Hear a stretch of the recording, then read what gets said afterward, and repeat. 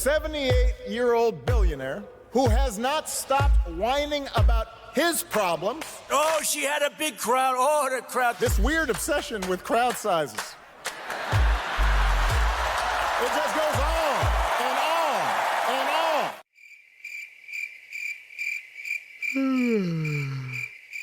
America's ready for a new chapter. We are ready for a President Kamala Harris. I'm Kamala Harris, and I approve this message. So what you just saw there was the newest ad from the Kamala Harris campaign that was aired on Fox News this morning. So you could imagine that the Tangerine Tyrant was very, very happy about that one, because when Obama did this and just playing the little crickets noises and using the actual footage from his crowds, that is more devastating than anything else you could do to get under his skin. Because his ego doesn't allow him to just brush that off. That is going to be brought up. He's going to talk about his crowd sizes tonight, and it's going to be hilarious because if you didn't know, tonight is the first debate between Kamala Harris and Donald Trump, and everybody is acting like it's the Super Bowl. There are bingo cards, there are gaming stats, there are all betting. There's all sorts of it. So real quick, what I wanted to do here is not only showcase that devastating ad, but I also wanted to showcase something that's not really being brought up enough in the mainstream media, but it is actually being brought up. I just feel like nobody else is really talking about his cognitive decline. Because I know that this is almost a little passé to say since Joe Biden has gotten out of the race, and it's almost like a little bit of a talking point, but realistically, it's a good one because why have we not been talking more about Donald Trump's actual cognitive decline? Why don't we put him under a microscope the same way we did Joe Biden, where every time that Joe Biden made a verbal gaffe, which again, I'm just going to say it, the guy had a stutter and the mainstream media is going out and just being like, oh, look at him. Oh, cognitive decline. That is disgusting in itself. You know, the blatant ageism, which you guys do not apply to Trump either, even though they're only, 2-3 years apart. The cognitive aspect of things, like it's so obvious that like Republicans are graded on this really weird curve, and I think every political YouTuber has been noticing that, especially this year, where it's just so blatant, where it's like, you guys, what are you doing? Are you even trying to do this fair and balanced thing? Because you remember how in the 2016 campaign, it was a big thing for the Trump campaign and the Hillary campaign, equal time, and how because of the social media sphere, you had a lot of people just being like, well, they overcover Trump. Everybody overcovers Trump. Hell, I overcover Trump. If you go through my YouTube page, there's more about him than there is Kamala Harris, which, again, when you have scandals and you have so much bad news and bad press, this is one of those rare times that I actually disagree, where, all press is good press. No, not when you're running for fucking president. So don't try and be the disingenuous asshole that's going on whatever, talking head show, just being like, oh, you know what? This is what we need. And then you got the other guys that are just like, it plays into how much I really do like how he just speaks off the cuff. At least we know what's on his mind. We don't know what's on Kamala's mind. We don't even know this person. She's only done the one interview. Yeah, blah, blah, blah, blah, blah, blah. I love that too, because I think that's the reason that the media is kind of joining in on just ragging on her, is because she's not doing the thing. She's not giving them the sound bites, because no matter if she did give them the interview, they would clip it and make it sound worse than it was. CNN, anybody? Dana Bash, anybody? Also, she saw what happened with her predecessor. She saw what they were doing with Joe Biden, which, oh God, if she actually calls that out, that would be brilliant. But then again, she has to play nice, because we all know that, you know what? She wants coverage too. So if she starts attacking the press, which again, I love how ABC is just like, you want to talk about beta ass cucks? Look at them. making fun of one of their top broadcasters, Slapadopoulos, talking about how they're hacks, talking about Bob Iger, talking about all this stuff, yet they're still laying out the fucking red carpet for this asshole. It's hilarious. And honestly, they're pushed into a corner because if they do ask tough questions, guess who immediately is just going to be like, look, it was biased. It was biased. As dumb as it is, they are really good at setting things up to make sure that he can go out and just be like, look, everything is against me. Everything. Because it's also kind of odd how anybody can listen to everything he says and still just be like, yeah, he didn't do anything wrong. It's every time. Like the fact that you believe everything he says and don't for a second go, no, like this is definitely media spin. They want him out so bad. Please. Fucking please. It is insane how much the media has coddled him and totally, like, they've pushed his agenda. And then you look at the reporting today about polls where they're just like, oh, Trump's going up in polls. He's going up in polls. Certain polls. It's completely disingenuous and wacky. But going back to what I was just saying about how nobody's talking about his crowd sizes, his cognitive decline. Everybody's talking about the crowd sizes because it's all he's focused on. Alex Wagner of MSNBC did a pretty good piece on this, and I had only caught a small clip of it, so I wanted to go back and watch the full thing with you guys to analyze what is going on with Trump's cognitive decline. So let's take a look at that. For more than half of this election year, President Biden's rhetorical performance was a topic of intense analysis. Could he land his points clearly and directly? Did he have a firm grasp of the facts? Could he make a... Yeah, that was another one. Did he have a firm grasp of the facts?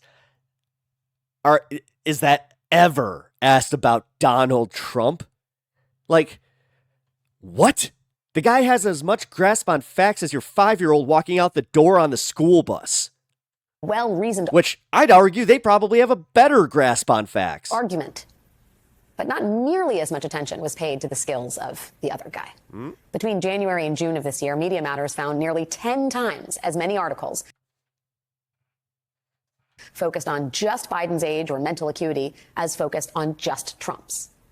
President. Gee, it's almost like the media is trying to help this guy that, you know, the media is just coming after me. I'm such a victim. I'm always a victim. Never have any help. Biden is, of course, now out of the presidential race. And in the weeks... And then the idiots are going to be like, yeah, well, look at this. It's like, yeah, this is... And then you guys are like, MSDNC, blah, blah, blah. Again, and then you can look at the partisan hackery of Fox News and just be like, totally cool. Yeah, they're not biased. They're just telling me what I want to hear. Since that happened, you should know that Donald Trump has not been landing... That would require you to actually have knowledge of definitions of words like, you know, manipulation. ...his points, or making a well-reasoned argument, or displaying a firm grasp of facts, or history, or reality. This was Trump about a week ago trying to make a point about electric cars, I think. They want to put, and like immediately, all electric cars, but we don't have enough electricity to supply ourselves right now. You go out to California, which was destroyed by Kamala. Destroyed. She destroyed the city of San Francisco. It's like he gets right on the cusp of making that like actual like decent point where it's just like, we don't have enough energy. Energy costs are going too high to support this. And I own a big building there. I shouldn't talk about this, but that's okay. I don't give a damn because this is what I'm doing. And he just lost his train of thought. And when he did that exact move, there was somebody in the back that just went, fuck. I should say it's the finest city in the world. Sell and get the hell out of there, right? But I can't do that. I don't care, you know. I lost billions of dollars. You know, somebody said, what do you think he lost? No. Well, he also lost billions of dollars doing casinos and other projects. Trump Steaks, Trump University. Is there a reason that you can't have nonprofit colleges anymore? Is there something that might have happened? Some fraudulent? I said, probably 2-3 billion. That's okay. I don't care. They said, do you think you do it again? And that's the least of it. Nobody. They always say that, I don't know if you know, Lincoln was horribly treated. Jefferson was pretty horribly. Andrew Jackson, they say, was the worst of all, that he was treated worse than any other president. And I said, do that study again, because I think there's nobody close to Trump. And right there, too. Like, do any Republicans who like this guy ever get bothered by the fact that he does constantly put himself above country and that he constantly does things like that where he'll just denigrate history and denigrate the people that came before him? No, you don't, because apparently you're in love with this guy. Like, it's actually kind of sick when you think about it, how just loyal these people are, unwavering, unquestionable. And then they have the nerve to just be like, oh, look at these sheep just following Harris. You guys said that about Biden, too. So, like, it's almost like, you know, there's these parties that we kind of play to, right?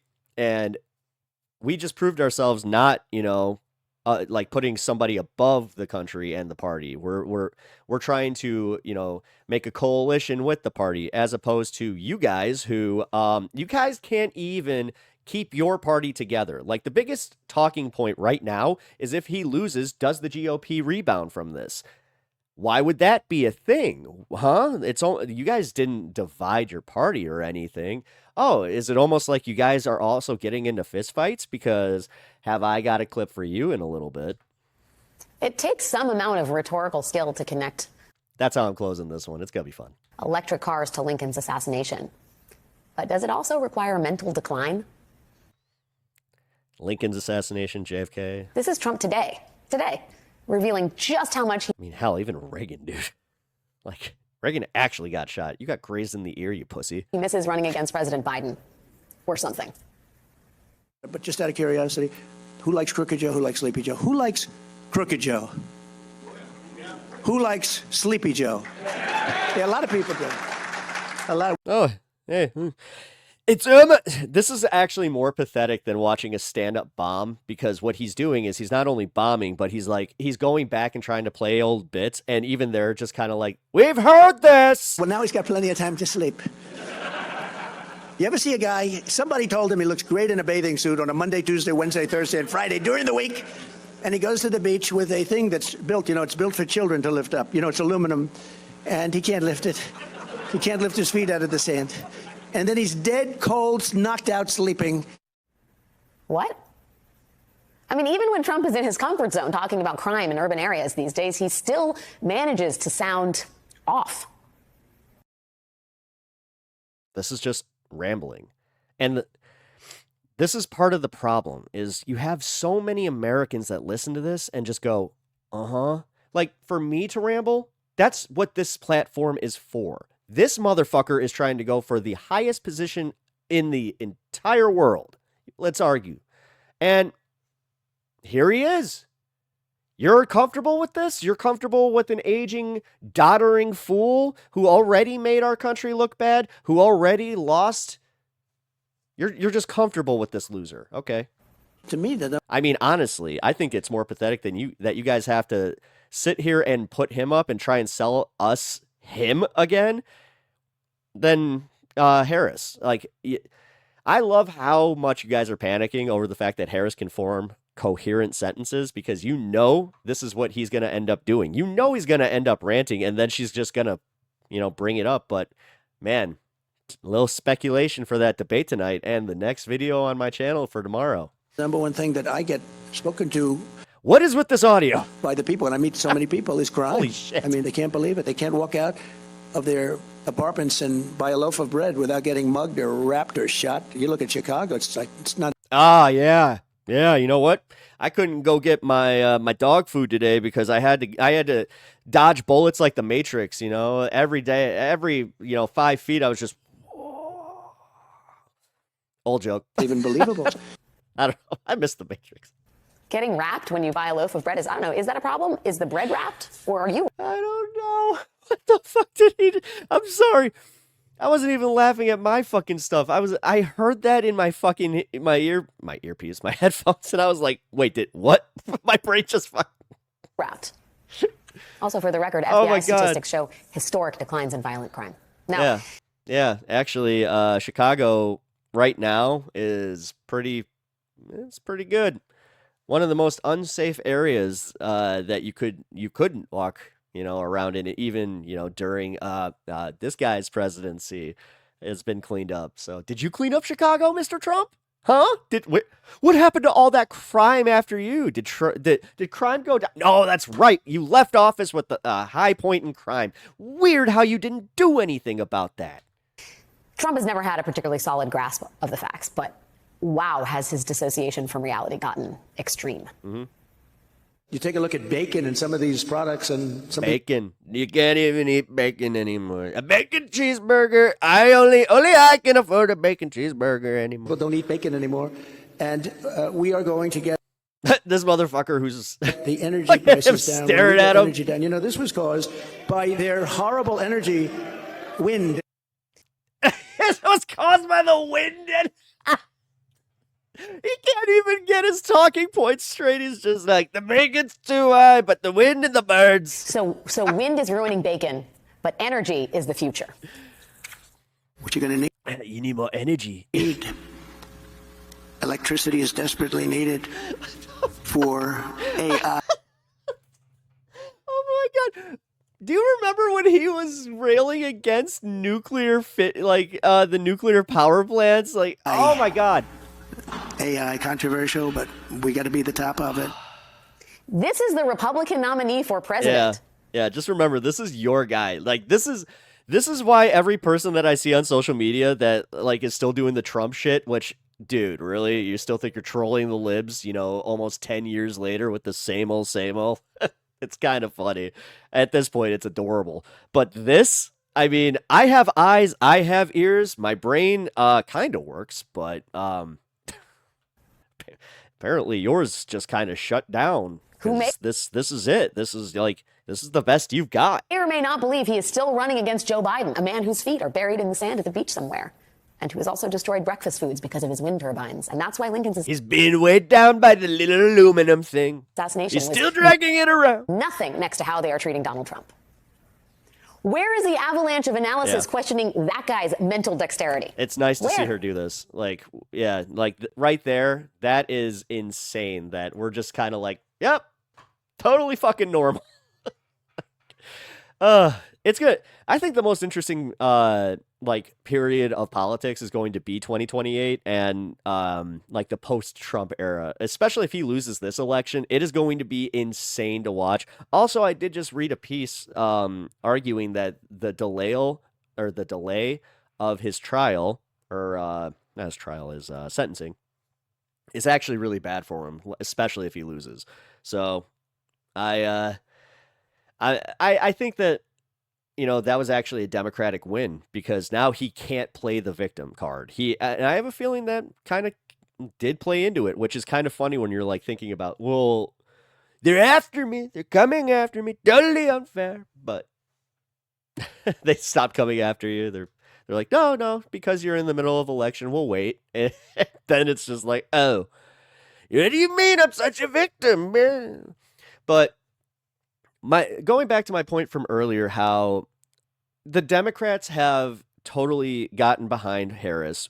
This is the strongest coalition of Democrats and progressives and the far left that I have ever seen, even though the far left is still doing their thing with the Palestinian protests. They're planning on doing a Palestinian protest of Harris outside the debate tonight. Yeah, let's not protest the Republican. Let's not protest the other guy who has worse policy. Let's just focus on Kamala. And what's kind of funny about that? Because they're just assuming that she's going to win.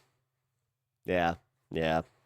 And then if she doesn't, and that, I'm just going to say it.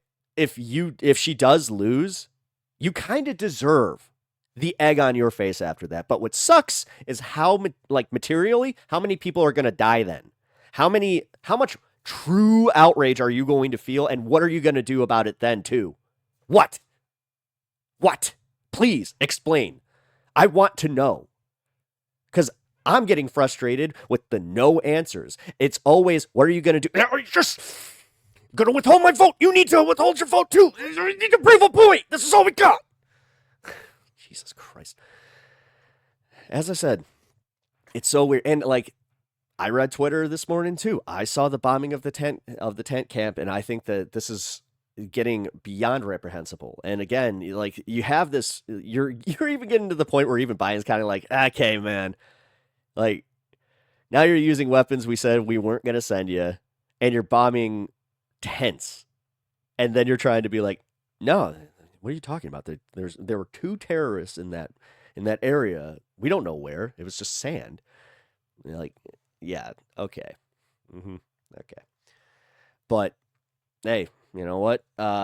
When Blinken's even coming out and saying, "Oh, dude, like, no." Benjamin Netanyahu is going to force Biden's hand or Harris's hand. Like, you also, I don't want to say have more faith, but have faith in them.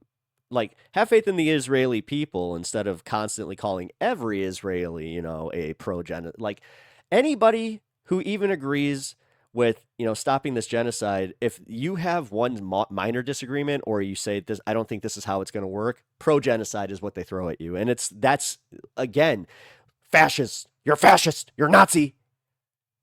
You're pro-genocide. It's this bastardization of language where it's just like, okay, just use the worst of the worst and just, okay. Then what do you have after, when there is an actual, Nazi or an actual, like, well, this is an actual genocide. I'm not even going to say that, but, like, again, it's ridiculous to say that it's anything other than a genocide. Like, these people just want, like, the government, the Israeli government, Ben-Gvir especially, when he is so, adamant about hating the Palestinian people, when it's public, like his views on this are public, and you still have him going out there and being like, they provoked us. At what point do you just go, no, you're a war hawk. You are trying to just kill these people and get them out of your country. And then you have guys like Trump that are on tape. They're on tape saying, you know what? There's a lot of beachfront property that could definitely be, expanded upon in the Gaza region. I think that we need to make a deal. So what do you think he means by that? What do you think he means by that right now? But again, keep playing this game of Joe Biden's in office. This person's doing this. We're blah, blah, blah. Again, I'm not a foreign policy expert. All I do know is that calling for unilateral, banning of arms and all these things, and then creating another enemy in the region and then letting Israel fall. And it's almost like that's not a very, very smart move, but apparently that's the answer that I keep hearing, is just give Palestinians Israel, is essentially like it's becoming this like all or nothing with both sides, where it's like it's either our land or it's their land. And then when you say 2-state solution, they're like, you're an asshole. It's like, okay. But I want to have a little fun. I did bring up that there's strong Republican infighting, and I wanted to show you some proof of that in the next video. So what you can do is you can leave a like, comment, and subscribe on this video, and I will see you in the next one.